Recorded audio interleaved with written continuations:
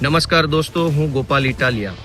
આજે 12 તારીખ અને બપોરના આશરે 2:30 વાગવા આવ્યા છે. અત્યારે એક અત્યંત દુઃખદ અને આઘાતજનક સમાચાર મળ્યા છે કે અમદાવાદ એરપોર્ટ ઉપર ઇન્ટરનેશનલ ફ્લાઇટ ક્રેશ થઈ છે અને હજુ સુધી સમાચારોમાં કોઈ પાક્કી વાત જાહેર નથી થઈ કે કેટલા લોકો ઘાયલ છે, કેટલા લોકોને મૃત્યુ થયું છે, કોનું મૃત્યુ થયું છે, કશી જ જાહેરાત નથી.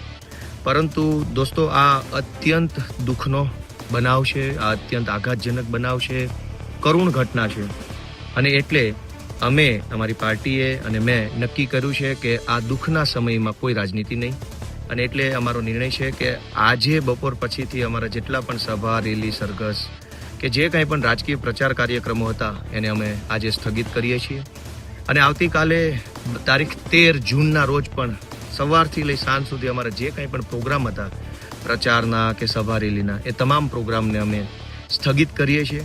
મિત્રો, આ દુઃખનો સમય છે, આઘાતનો સમય છે. માણસ બની અને સંવેદનશીલતા દર્શાવવાનો આ સમય છે, ત્યારે અમે કોઈ રાજનીતિ કરવા માંગતા નથી. આજે આપણા ગુજરાત ઉપર આફત આવી છે ત્યારે હું અને અમારી આખી પાર્ટી કોઈ પણ પ્રકારની ચૂંટણીલક્ષી રાજકીય ટીકા ટિપ્પણી કર્યા વગર બિનશરતી રીતે, સ્પષ્ટ રીતે અને મજબૂત રીતે ગુજરાત સરકારના સમર્થનમાં છીએ. ગુજરાત સરકાર રાહત અને બચાવ કામગીરી માટે જે કંઈ પણ કાર્ય કરશે એને અમારું સમર્થન છે.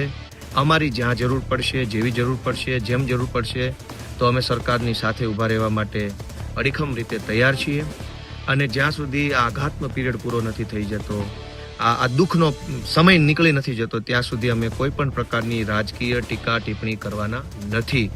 દોસ્તો, આ દુર્ઘટનાની અંદર ઘાયલ થયેલા લોકોને, દુર્ભાગ્યથી મૃત્યુ પામેલા સૌ મૃતકોને હું મારી સંવેદના અર્પું છું, હું મારી દિલગીરી અર્પું છું, કેમ કે આપણા ગુજરાતમાં આવી અત્યંત ખેદજનક ઘટના બની છે એનો ખૂબ વસવસો છે, એનું દુઃખ છે.